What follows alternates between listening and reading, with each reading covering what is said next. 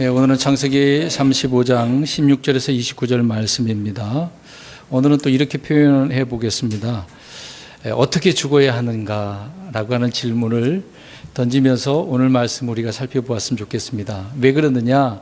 누구는 슬픔 가운데, 고통 가운데 그 상황에서 죽는 사람이 있는 반면에 누구는 나이가 차서 평안이 넘치는 가운데 죽는 사람이 있다라는 것입니다.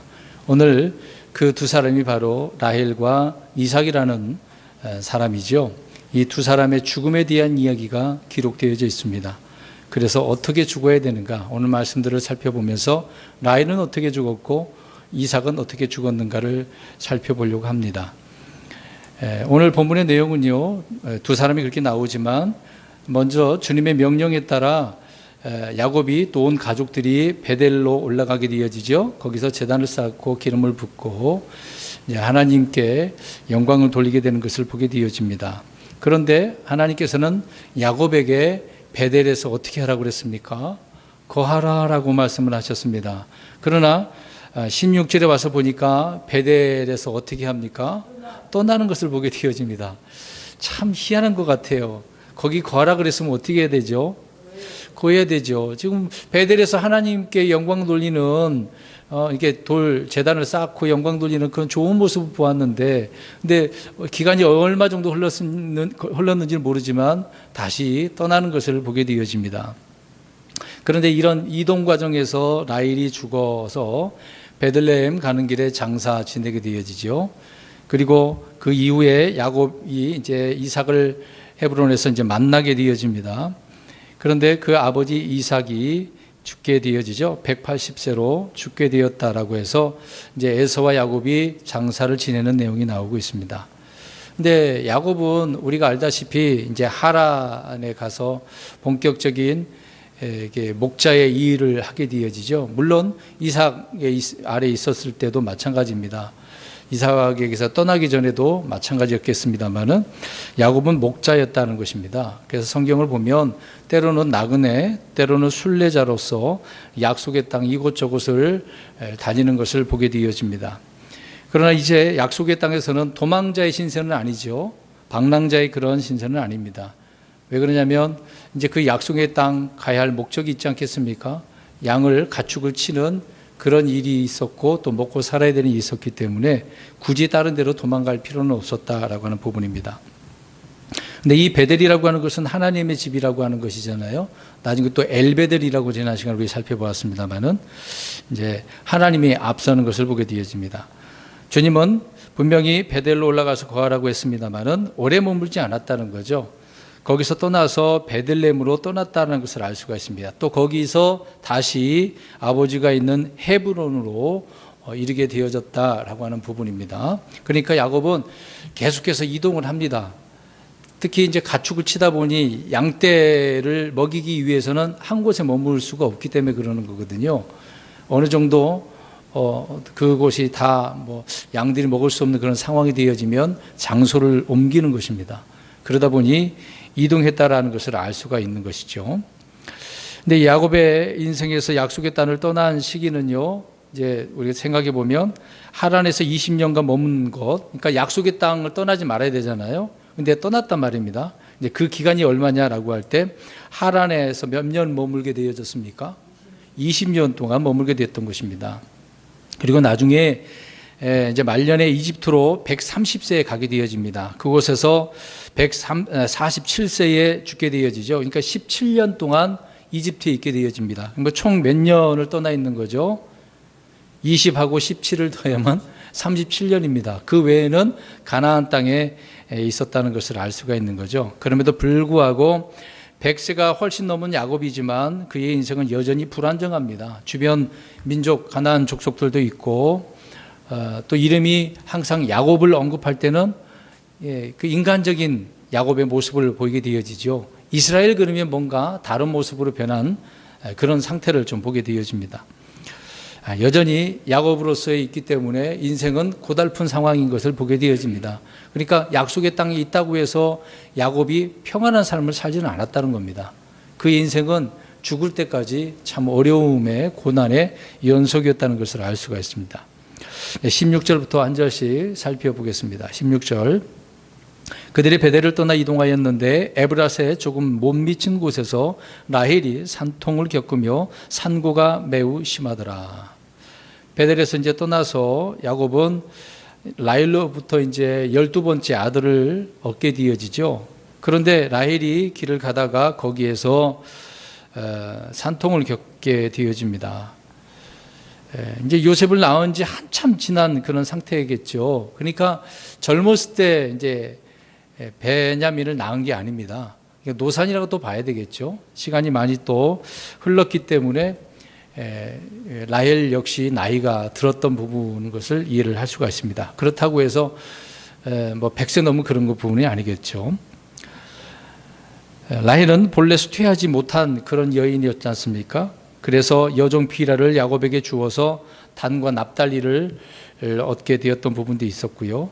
계속해서 불임의 몸이었기 때문에 끊임없이 아기를 달라고 주님께 구하기도 했던 것입니다. 그래서 주님께서 귀를 기울이시고 태를 열으셔서 요셉을 주시지 않았습니까? 근데 라헬은 요셉을 낳으면서 치욕을 없애주셨다라고 그렇게 고백을 합니다.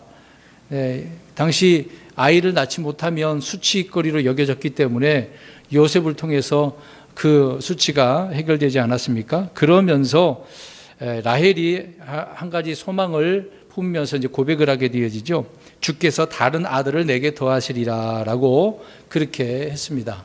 라헬은 자식을 더 낳고 싶었던 것이었기 때문에 그런 소망을 가지게 되었던 것이죠. 그런데 그런 소망대로 아들을 수태해서 낳게 되는 그런 과정인데 지금 어떤 상황입니까? 해산의 고통이 상고가 너무 심하였기 때문에 정말 심각한 상태였다는 것을 알 수가 있습니다. 그런데 그 장소가 에브랏이라고 하는 곳이네요. 에브랏은 베들레헴의 옛 이름입니다. 옛날에는 에브랏이라고 불렸는데 나중에 베들레헴이라고 이제 불리게 되어진 것이죠. 아무튼 라헬은 지금 난산이라는 것을 알 수 있습니다. 그래서 라헬이 산통을 겪으며 상고가 매우 심하더라라고 이야기를 하고 있습니다. 아무튼 둘 다 뭐 나이가 적지 않은 나이긴 하는데 아브라함의 아내 사레를 한번 생각해 보겠습니다. 이삭을 낳을 때가 그때가 이제 90세였는데 그때 우리 말씀 살펴보았지 않았습니까? 어떻게 이삭을 낳았죠? 출산하는데 힘을 얻었지 않습니까? 또 적까지 물렸다고 나옵니다. 그러니까 사라는 어때요? 건강했어요. 굉장히 건강했습니다. 나이가 들었는데도 건강했단 말입니다. 그런데 지금 자기 이제 어떻게 보면 할머니잖아요. 이걸 비교해 보면 야곱의 아내 라헬은 그렇지 못한 상황인 것을 보게 되어집니다. 그러니까 몸이 어떤 상태입니까? 약해요. 건강하지 않은 것입니다. 물론 그전에는 뭐 건강할 수도 있겠습니다만은 베냐민을 낳을 때는 그렇지 않은 겁니다. 몸에 이상이 있었다라는 것을 알 수가 있겠죠. 그래서 17절 보겠습니다. 그녀가 심한 상고를 겪을 때에 산파가 그녀에게 이르되 두려워하지 말라. 그대가 이 아들도 갖게 되리라 하니라. 산파가 두려워하지 말라라고 말을 할 정도로 우리가 생각해 보면 라헬이 어떤 상황이었을 것 같아요. 아기 낳다가 죽게 된 그런 상황이다라고 이야기를 하고 이렇게 볼 수가 있는 거죠. 그런데 위로를 하면서 두려워하지 말라. 너가 아기도 낳고 아기도 보고 너도 괜찮을 거다. 이제 이렇게 위로를 좀 해주고 있는 것을 보게 되어집니다. 아무튼 라헬이 심한 상고를 겪을 때 고통 중에 아이를 낳으면서 아이가 죽거나 또 뭔가 자기가 또 잘못될까 봐 걱정을 했었기 때문에 산파가 두려워하지 말라라고 이야기하고 있는 거죠. 라헬은 고통으로 슬퍼하면서 울었다는 것을 알고 있습니다. 이제 산파를 통해서 위로를 지금 받고 있는데 위로받기를 거절했다고 나옵니다. 지금 본문에서는 안 나오지만 마태복음 2장 18절에 나옵니다. 물론 이 내용이 또 예레미야서에 나오기도 하는데요. 마태복음 2장 18절에 헤롯이 2살 아래로 다 어떻게 합니까? 다 죽이잖아요. 예수님이 태어난 이후로 아기 예수님이 태어났지 않습니까? 바로 이렇게 이 일이 벌어진 게 아니라 1, 2년 지난 다음에 이 일이 있었기 때문에 그때 2살 아래로 아이들이 죽은 일이 있었던 것이죠. 그건 미래의 일이지만 오늘 본문에서는요. 아무튼 이 당시를 지금 마태복음에서는 어떻게 이야기를 하고 있습니까? 라헬은 고통이 얼마나 심하게 있었기 때문에 슬피 울었다라고 이야기하고 있습니다. 그런데 위로받기를 거절했다라고 이야기를 하고 있는 거죠. 우리가 이제 이 해산의 고통, 이제 남자들은 잘 모르겠습니다만 여성들은 자녀를 낳게 되었지만 이 해산의 고통이 있겠죠. 어떤 여성분들은 금방 순산해서 낳는 부분도 있겠지만 대부분 어떻게 낳습니까? 정말 고통이죠. 아이를 엄청난 고통, 뼈가 벌어져야 되는 것이기 때문에 그렇습니다. 살도 아픈 것이고 마찬가지겠죠. 어떻게 보면 이 해산의 고통은 창세기 3장으로 돌아가서 보면 어때요? 이브가 잘못했기 때문에 저주잖아요. 저주의 그 심판을 보게 되어집니다. 그래서 해산의 고통이 있게 될 것이라고 주님께서 말씀한 바가 있지 않습니까? 근데 오늘날 어때요? 제왕절개나 무통, 분만을 통해서 쉽게 아이를 낳긴 하잖아요. 얼마나 이게 심하면 그렇겠습니까? 그렇지만 해산의 고통과 두려움은 수태한 여인에게는 언제나 함께하는 것이기 때문에 굉장히 고통스러운 일이죠. 근데 이런 해산의 고통은 여자에게만 있는 것이 아닙니다. 자녀를 낳는 부분에서는 여자에게만 있겠습니다만은 이런 고통을 말을 할 때 해산의 고통이라고 표현도 하지 않습니까? 여자가 아이를 낳을 때 그 해산의 고통이 있겠습니다만 이런 말들을 사람들에게도 표현하고 있다는 겁니다. 성경에 보면 전도서 3장 10절에 보니까 사람의 아들들을 땅에서 단련할 때에 이런 해산의 고통이다라고 이야기를 하고 있습니다. 그러니까 뭔가 살아가면서 환경에서 아니면 어떤 주변 사람들에 의해서 단련받는 경우가 있거든요. 또 이스라엘 백성들은 주변 민족들에 의해서 단련받는 경우가 있습니다. 그럴 때 해산의 고통이라고 이야기하고 있죠. 전도서 2장 26절에도 보면 죄인들을 징계하는 수단으로 이 해산의 고통을 주는 부분도 있습니다. 심지어 우리 예수님도 해산의 고통을 치르셨다고 이야기를 하고 있습니다. 십자가의 그 길을 말하고 있는 거죠. 또 사도 바울도 해산의 고통을 치르는 일들이 있었다는 것을 데살로니가 전서와 후서에서도 기록을 하고 있습니다. 아무튼 해산의 고통은 아주 큰 고통이다라는 것을 알 수가 있습니다. 그런 가운데에 라헬은 그런 고통 속에서 아이를 낳았습니다. 그녀가 간절히 원했던 것이고 기도했던 것이었기 때문에 출산하면서 기쁜 일이긴 하지만 지금 슬픈 일이죠. 자기 생명이 지금 왔다 갔다 하는 상황이니까요. 18절 보겠습니다. 그녀의 혼이 떠나려 할 때에 이는 그녀가 죽었기 때문이더라. 그녀가 그의 이름을 베논이라 하였으나 그의 아버지가 그를 베냐민이라 하였더라. 라헬은 아이가 없어서 애통하며 슬피 울었지 않습니까? 그런 라헬이 지금 아이를 낳고 어떻게 됩니까? 죽었어요. 이제 죽으니까 그 혼도 어떻게 합니까? 떠나는 거죠. 혼이 떠난다라고 할 때는 그 몸이 어떻게 된다는 이야기죠? 죽는다라고 하는 부분입니다. 몸이 죽지 않으면 혼이 떠나요, 안 떠나요? 안 떠나는 거겠죠.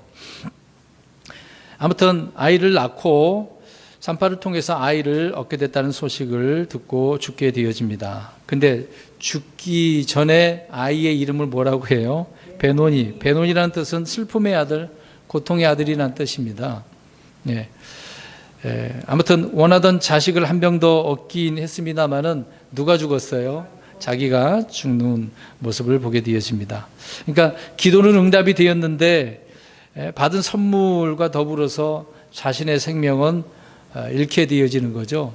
때로는 우리가 기도할 때 응답받는 경우도 있지만 내가 죽고 나서도 받을 수도 있겠죠. 생명이 또 잃게 되어졌을 때 그렇게 응답이 될 수도 있습니다.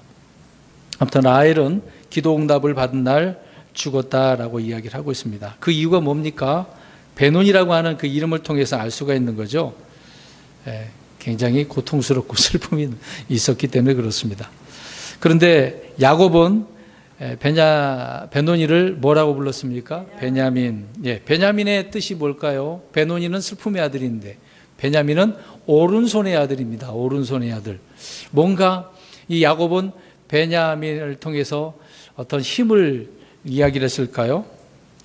어떤 오른손의 아들이라고 하는 그런 표현을 썼습니다. 근데 신기하게도요, 사사기 20장 16절에서 보면은 베냐민 지파의 사람들이 왼손잡이가 많아요. 희한하죠? 야곱은 오른손의 아들. 그러면 시간이 좀 흐르면 대부분 오른손으로서 뭔가 힘을 발휘해야 될 그런 사람 지파여야 되는데 왼손잡이가 많았네요. 아무튼 11의 아들들이 있었는데, 근데 11명의 아들들은 다 어디에서 태어났습니까? 하란, 이방 땅에서 태어났잖아요. 근데 유독 베냐민은 어디에서 태어났습니까? 약속의 땅, 가나안 땅, 베들레헴 그 길가지 않습니까? 근처에서 태어난 거죠. 참 이 부분을 좀 우리가 생각해 보면 그 장소가 우리는 잊을 수가 없죠. 우리 예수님이 어디에서 태어나십니까? 베들레헴, 에브라다야, 에브랏, 룻기서에도 나오잖아요. 에브랏, 베들레헴은 같은 장소인 것입니다.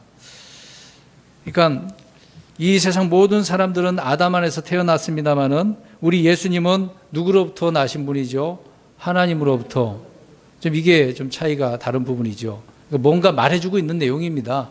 유독 베냐민만 가나안 땅에 이렇게 베들레헴에서 태어난 부분을 볼 때 뭔가 다른 점, 차이점이 있다는 것을 알 수가 있는 거죠. 그러니까 아무튼 예수님 베들레헴에서 태어났습니다. 베냐민은 어머니의 죽음과 더불어서 베들레헴에서 태어났고요. 자, 우리는 그럼 이걸 생각해 보면 우리는 어떻습니까? 예수 그리스도의 죽음과 더불어서 태어나는 거죠. 예수님은 어디에서 죽으셨습니까? 십자가에서.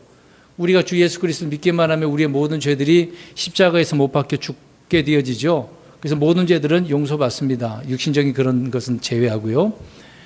아무튼 나중에 우리가 주님 앞에 다 용서를 받지만, 그럼에도 불구하고 이렇게 예수 그리스도 안에서 죽음과 더불어서 우리는 태어난다라고 하는 부분입니다. 다시 태어난다라고 할 때 우리가 주님을 믿고 난 이후로 영이 다시 태어난다, 이제 그런 의미로 우리가 말들을 하지 않습니까? 이런 면에 있어서 우리가 좀 차이점이, 다른 점이 있다는 것을 알 수가 있습니다. 근데 18절에 보면 그녀의 혼이 떠나려 할 때, 라헬의 혼이 떠나려 할 때라고 이야기를 하고 있습니다. 몸이 죽었을 때 혼이 떠난다. 영혼 몸을 우리가 생각해 볼 수가 있는 거죠. 몸이 죽으면 혼이 떠나고 영은 어떻게 되어집니까? 하나님께 올라가죠. 전도서에서 말씀하고 있는 것처럼. 이 내용들이 여러 번 말씀을 드렸기 때문에 굳이 더 자세하게 말씀을 안 드려도 될 것으로 생각되어집니다. 19절, 20절 보겠습니다. 라헬이 죽음에 에브랏 곧 베들레헴으로 가는 길에 묻혔고 야곱이 그녀의 무덤 위에 기둥을 세웠는데 그것이 이날까지 라헬의 무덤 기둥이 되니라. 야곱은 베냐민을 얻는 대신에 사랑하는 아내 라헬을 잃게 되어지죠. 근데 어디에 묻히게 됩니까? 베들레헴 가는 길가에 묻혔습니다. 예전에 이 부분을 잠깐 말씀드렸는데, 자기 언니 레아는 어디에 묻혔다고 합니까? 조상들의 무덤에 묻혔습니다. 근데 라헬은 거기에 묻히지 않았습니다. 길가에 묻혔죠. 거기에 죽었으면 거기다가 묻어줄 수도 있는데 길가에 묻게 되어지죠. 그게 좀 다른 점이 있네요. 아무튼 야곱이 엄청난 희생을 치러서 얻은 아내 이 라헬을 잃게 되었으니 야곱의 입장에서도 참으로 고통스러운 부분이 되겠죠. 아이를 낳다가 죽었으니 참 얼마나 마음이 괴롭겠습니까? 이제 그런 내용은 잘 나오지는 않습니다만은요. 아들을 얻은 기쁨보다 아내를 잃은 그 슬픔이 더 컸다라는 것을 우리는 이해를 할 수가 있습니다.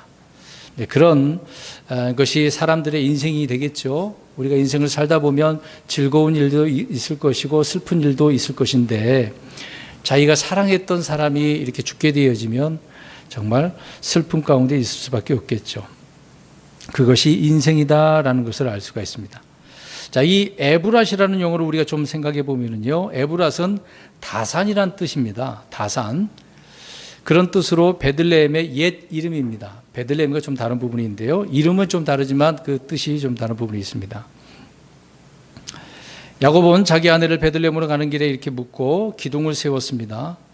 근데 이것이 라헬의 무덤에 세워진 기둥이 나중에 이제 모세 때까지 계속 있었던 모양인 것 같아요. 그래서 모세가 이 말씀들을 기록을 할 때 이때까지 있었다라고 이야기를 하고 있는 거죠. 700년 후에 여전히 이것이 경계 지표로 세워지고 있었다. 지나갈 때마다 다 그 장소가 어딘지를 알 수가 있었던 것이겠죠.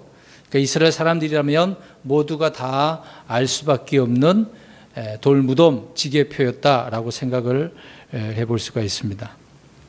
21절 보겠습니다. 이스라엘이 이동하여 에델망대를 지나 자기 장막을 쳤더라. 계속해서 지금 이동합니다.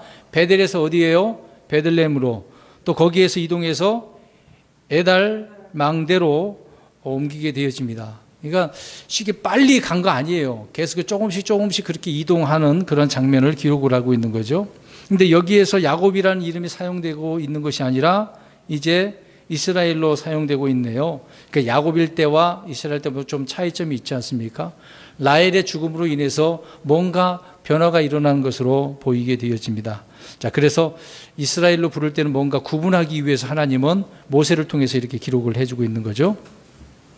자, 에달망대라고 그랬습니다. 에달이라고 하는 것은 양떼라는 뜻입니다. 물이라는 뜻입니다. 그런 이름으로 지칭으로 다른 의미는 없고요. 그냥 그런 의미로 그 장소를 이야기해 주고 있는 거죠. 근데 이곳은 임시로 정착한 장소인 것입니다. 거기에 머물라고 정착을 한 것은 아닙니다. 22절 보겠습니다. 이스라엘이 그 땅에 거할 때에 루벤이 가서 자기 아버지의 첩 비라와 함께 누웠는데 이스라엘이 그것을 들었더라. 이제 야곱의 아들은 12명이더라.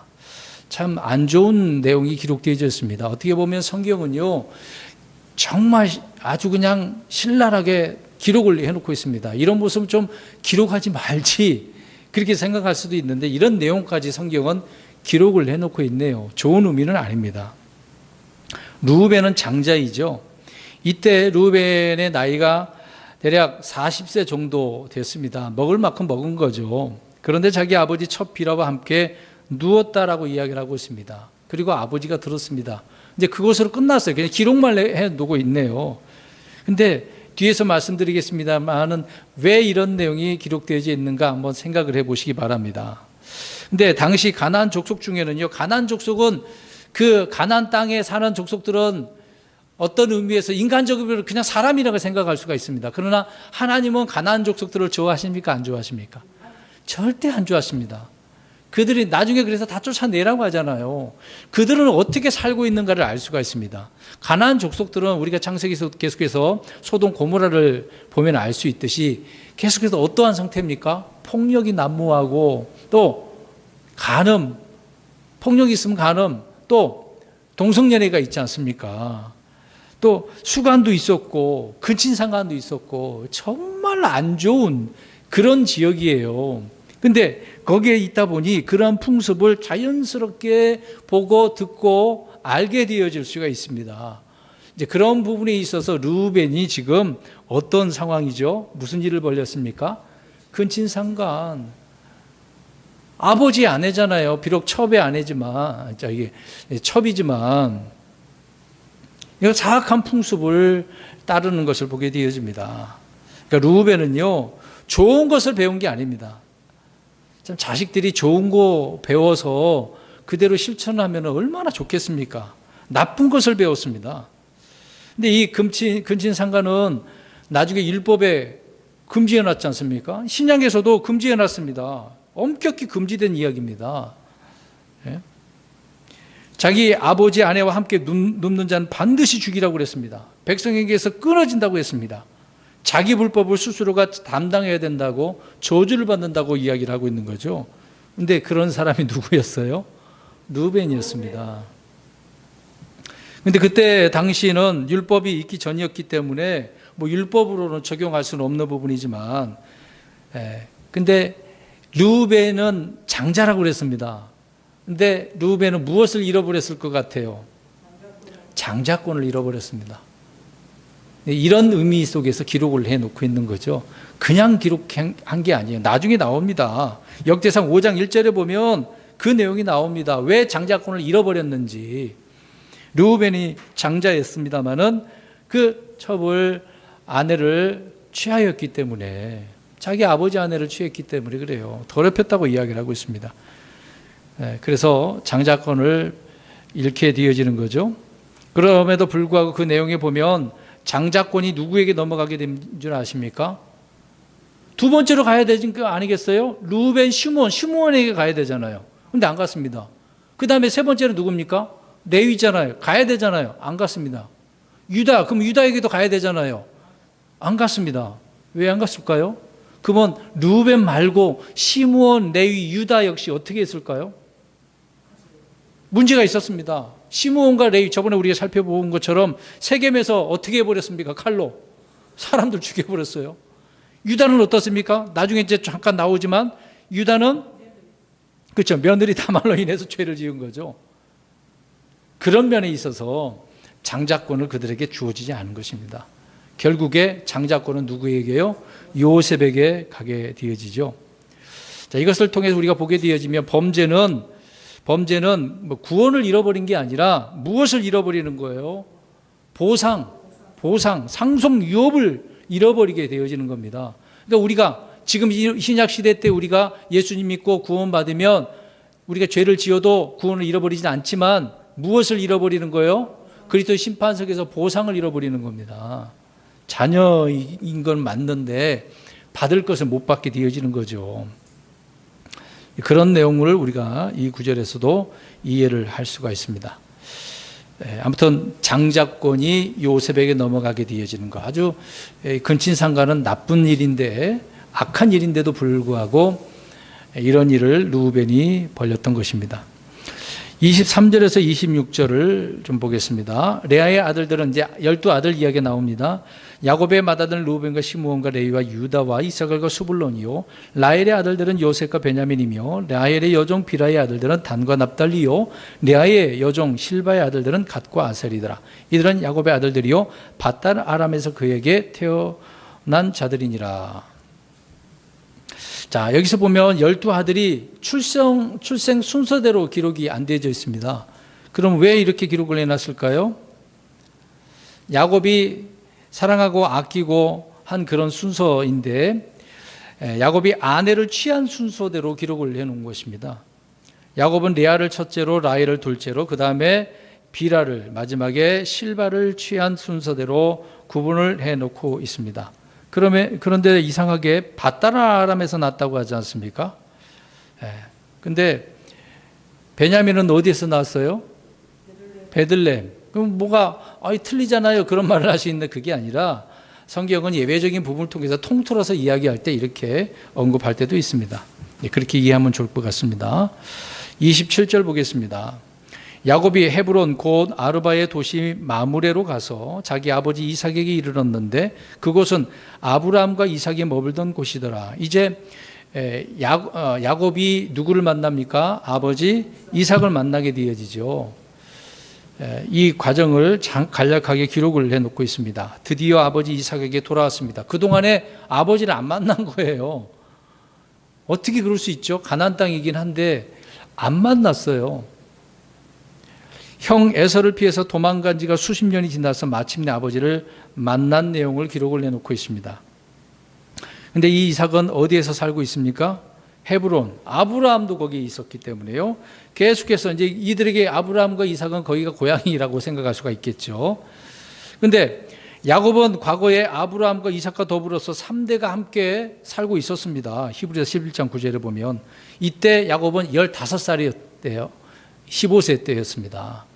그러니까 아브라함도 야곱을 다 봤다는 이야기죠. 근데 이삭은 말년에 야곱과 함께 시간을 보냈고 그의 손자들을 다 본 것으로 우리가 알 수가 있습니다. 이삭은 야곱의 아들 요셉이 형제들에게 팔려간 후에도 13년이나 더 살았습니다. 지금 여기에는 180세 살고 죽었다고 하지만 뒤에 이제 37장에 요셉 이야기가 나오거든요. 그러면 우리는 쉽게 생각할 겁니다. 180세 죽고 난 뒤로 그렇게 됐다고 생각하지만 아닙니다. 이 중간 과정에 요셉이 어떤 상황입니까? 형들에 의해서 팔려간 상황까지 있는 겁니다. 그렇게 이해를 하셔야 됩니다. 그냥 이유라고 생각하면 안 돼요. 연대기를 좀 우리가 그래서 살펴봐야 됩니다. 살피지 않으면 우리가 이제 이런 수 연대기에 대해서 틀어질 수가 있습니다. 계산이 안 맞을 수가 있는 거죠. 아무튼 28절에 보니까 이삭의 생애는 180년이더라. 이제 그렇게 살다가 죽었다라고 이야기를 하고 있는 거죠. 이삭은 아버지 아브라함보다 몇 년을 더 살았어요? 아브라함 몇 살에 죽었습니까? 175세, 5살 더 살았네요. 그래도 장수는 했습니다. 오늘날로 비교하면 더 산 거죠. 일찍이 야곱에게, 이 에서에게 어떻게 해주려고 그랬습니까? 자기가 이제 눈이 멀어가지고 죽을 줄 알고, 이제 복을 상속해 주려고 이렇게 해주려고 했었는데, 죽을 것을 생각하고 상속을 서둘렀는데 몇 년이나 더 살았어요? 40년을 넘게 살았고, 약 40년을 죽음을 예비한 채 그렇게 살았던 이삭이 또 야곱을 기다리면서도 그런 삶을 살면서 결국 이렇게 죽게 되어진 것을 보게 되어집니다. 그런 180년이라고 이제 이야기를 하고 있는 거죠. 29절 보겠습니다. 이삭이 늙고 날들이 차서 숨을 거두고 죽어 자기 백성에게로 거두어지니 그의 아들들인 에서와 야곱이 그를 묻으니라. 결국 죽어서 숨을 거두어서 에서와 야곱이 묻게 되어지네요. 근데 어떻게 보면 야곱은 이삭은 험난한 삶을 살았습니까? 안 살았습니까? 그런 내용이 하나도 안 나옵니다. 물론 나중에 가나안 땅에서 우물 때문에 어려움을 당한 일은 있지만 그 외에는 편안한 평안의 삶을 살았습니다. 근데 야곱은 어때요? 자기 아들 야곱은 고난의 연속, 자기가 선택한 일이니까 또 고통의 연속이죠. 야곱은 죽을 때까지 고통 가운데 있었습니다. 좋은 평안의 삶은 아니었거든요. 그래서 29절에 이삭이 늙고 날들이 차서 숨을 거두고 죽어 자기 백성에게로 거두어지니 그의 아들들인 에서와 야곱이 그를 묻었다고 이야기를 하고 있습니다. 여기서 보면 지금 숨을 거두어서 자기 백성에게로 거두어졌다고 이야기하고 있네요. 이 말이 무슨 말일까요? 자기 백성은 누굴까요? 자기 백성에게로 거두어졌다. 이 자기 백성이 누구냐 이 말이죠. 갑자기 백성이라는 단어가 나오고 지금 야곱 아들들에게 거두어졌다 그 얘기를 하고 있는 것일까요? 그 얘기는 아닙니다. 그렇죠? 자, 죽으면 누구와 이별하게 되어지죠? 살아있는 사람들과 이별을 합니다. 그러나 죽고 나면 누구를 만나게 될까요? 미리 먼저 죽은 자 아브라함 만나고 자기 어머니 사라를 만나게 되겠죠. 그런 의미에서 믿음의 사람들이 죽은 자들을 자기 백성이라고 표현하고 있는 겁니다. 그들을 만나게 되어진다라고 하는 의미로 이야기를 하고 있는 거죠. 아무튼 죽음은 이별이지만 이 이별이 나중에 만남이 되어지고 연합이 되어지는 것을 이야기해 주고 있는 것입니다. 이거는 그런 부분에 의해서 기록을 하고 있는 거죠. 아무튼 에서와 야곱이 이삭의 죽자 묻게 되어집니다. 근데 그러기 전에 야곱이 이제 형 에서를 만나게 되지 않습니까? 같이 이제 세일산으로 가자 그랬는데 갔어요, 안 갔어요? 안 갔습니다. 그런 후에 지금 이 사람들도 이 두 형제도 만나게 된 거예요. 다시 만났습니다. 자, 여기까지가 이제 오늘 내용인데 35장에는 야곱이 자기 손으로 묻은 4가지 이야기가 나옵니다. 4가지가 자기 손으로 묻었어요. 자, 베델로 가기 전에 뭘 묻습니까? 주님 명령이 떨어졌어요. 그렇죠. 우상들을 묻었습니다. 그 다음에 거기에서 리브가의 유모를 묻게 되어지죠. 그 다음에 라헬을 묻고 그 다음에 아버지 이삭을 묻게 되어집니다. 자, 여기서 잠깐 이 부분을 우리가 35장에 4가지가 나오는데 이렇게 생각했으면 좋겠습니다. 우리가 반드시 묻어야 될 것이 있습니다. 반드시 묻어버려서 없애버려야 되는 거죠. 이것 가지고 있으면 안 돼. 그것이 뭐였습니까? 우상들이었던 거죠. 그러니까 저희 여러분들도 반드시 묻어버려야 될 것이 있어요. 더 이상 이것을 끄집어내서는 안 됩니다. 다시 파서 다시 미련이 남아가지고 땅을 파가지고 꺼낼 필요가 없는 거죠. 그런 것이 없어야 돼요. 반드시 묻어야 됩니다. 그런데 어쩔 수 없이 묻어야 될 것이 있습니다. 어쩔 수 없이. 또 하나는 원치 않지만 묻어야 될 것이 있습니다. 죽음이라는 것이 그렇잖아요. 누가 이 죽음이라는 것을 좋아하겠습니까? 자녀가 부모가 죽었을 때 묻어야 된다라고 한다면, 요즘 뭐 장례 절차가 그렇지만 과거에는 다 묻었잖아요. 자녀로서, 정말 효자로서 부모를 묻는다라고 할 때 원해서 그렇게 묻겠습니까? 그런 건 아니겠죠. 자, 성경의 이런 부분을 통해서 우리가 묻어야 하는 이런 차이를 좀 생각해 봐야 되겠죠. 우리의 인생에 있어서 무엇을 묻어야 되나. 정말 반드시 묻어야 될 것이 있고 어쩔 수 없이 원치 않지만 묻어야 될 것이 있는구나. 이것이 우리의 인생이다 라고 하는 부분이죠. 야곱은 이런 인생을 살았습니다. 정말 험난한 인생을 살았다라는 것을 알 수가 있는 것이죠. 그래서 오늘은 그 죽음에 대한 이야기를 이렇게 성경에 있는 그대로만 잠깐 이렇게 말씀을 드렸습니다. 누구는 슬피 죽는 경우가 있습니다. 물론 몸이 허약해서 고통 가운데 죽는 사람들이 있어요.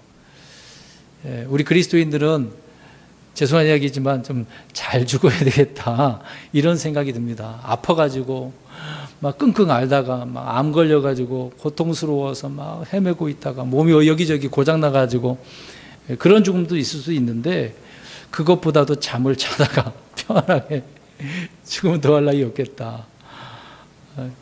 그런 부분을 많이 생각해 봅니다. 어떻게 보면 이삭이 그런 죽음이 되지 않았는가.